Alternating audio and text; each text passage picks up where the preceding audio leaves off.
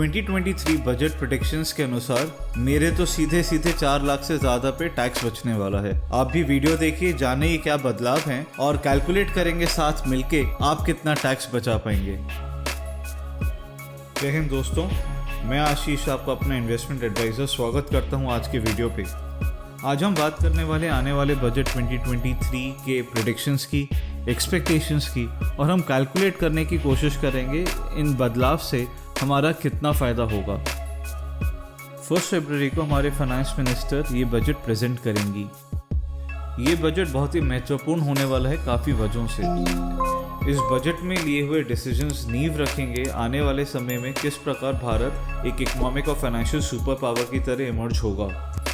इस वजह से बजट का बहुत ज़्यादा ध्यान होगा energy, health care, pharmaceuticals, chemical technology, manufacturing, infrastructure development, digitalization और प्रोडक्शन पे। इन सब से भारत आत्मनिर्भर तो होगा ही, साथ में काफ़ी तेज़ी से आगे बढ़ेगा। गौर करने वाली एक बात और ये है कि ये सरकार का आखिरी फुल फ्लेजेड बजट है आने वाले इलेक्शन से पहले। जहाँ पर भी ज़रा सा भी पॉलिटिक्स का रंग झलक जाए, हम भारतीयों का इंटरेस्ट तो जाग ही जाता है। अब आइए देख लेते हैं आने वाली बदलावों से क्या फ़र्क पड़ेगा हमारे फाइनेंशियल्स पे। सबसे पहले बात करते हैं इनकम टैक्स से एग्जेम्पशन के बारे में। सीनियर सिटीजन्स यानी 60 to 80 ईयर्स ऑफ एज के भारतीय नागरिकों को अभी तक 3 लाख तक का टैक्स एग्जेम्पशन मिलता था। लिमिट को बढ़ाकर 3.5 से 5 लाख के बीच में कहीं रखा जाएगा। इससे हमारी सोसाइटी के एक बहुत महत्वपूर्ण वर्ग को मदद मिलेगी। बढ़ती महंगाई और खर्चे एक आम नागरिक के लिए भी काफ़ी परेशानी का कारण रहे हैं। इसी को ध्यान रखते हुए 2.5 लाख की एग्जेम्पशन लिमिट को बढ़ाने की बात चली है। मांग तो 5 लाख की है, पर हमारे जैसा देश जहां सिर्फ 4% लोग टैक्स देते हैं, इस मांग का पूरा होना लगता नहीं। पर हाँ, 3 लाख तक हो जाए, इसकी काफ़ी ज़्यादा उम्मीद है। आइए अब बात करते हैं टैक्स रेट की। हाल ही में न्यू टैक्स रेजिम लॉन्च हुआ था, जहाँ पे एग्जेप्शन नहीं थे मगर टैक्स स्लैब्स भी अलग थे। अब उम्मीद है कि भारतीयों का इस टैक्स रेजिम के प्रति नज़रिया बदल जाएगा, क्योंकि यहाँ पर एक्सपेक्टेड है 30% मैक्सिमम टैक्स स्लैब को बदल के 25 पर ही रोक दिया जाएगा। इंडिविजुअल्स का तो फ़ायदा हो गया, मगर देश की इसमें कैसे बढ़ोतरी होगी? इसका जवाब ये है कि जब हमारे हाथ में ज़्यादा पैसा रहेगा तो हम इन्वेस्टमेंट पे भी ज़्यादा ध्यान देंगे, साथ में ही खर्च तो बढ़ेंगे ही। इन दोनों तरीके से इंडियन इकोनॉमी पे डायरेक्ट और इनडायरेक्ट पॉजिटिव इफेक्ट पड़ेगा।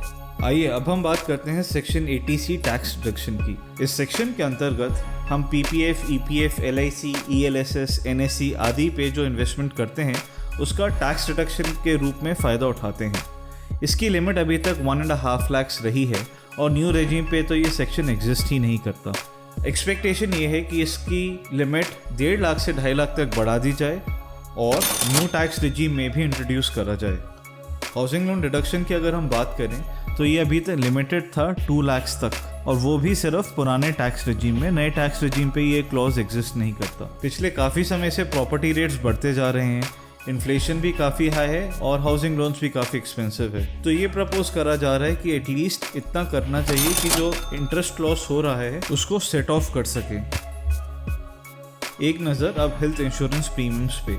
पुरानी टैक्स रेजिम पे हम अपने लिए 25,000 या सीनियर सिटीजन्स 50,000 या हम अपने पेरेंट्स के नाम पे इंश्योरेंस लेके 50,000 तक का टैक्स रिडक्शन क्लेम कर सकते हैं। जो बदलाव सामने आ सकता है वो ये है कि इसे न्यू टैक्स रेजिम में भी इंक्लूड कर दिया जाए और 25,000 की लिमिट को बढ़ा के 30,000 कर दिया जाए। अब आइए देखते हैं क्या फ़र्क पड़ सकता है कैपिटल गेन्स के ऊपर। स्टॉक्स को खरीद के 1 साल तक रिटेन करने के बाद बेचने पे हमें लॉन्ग टर्म बेनिफिट्स मिलते हैं।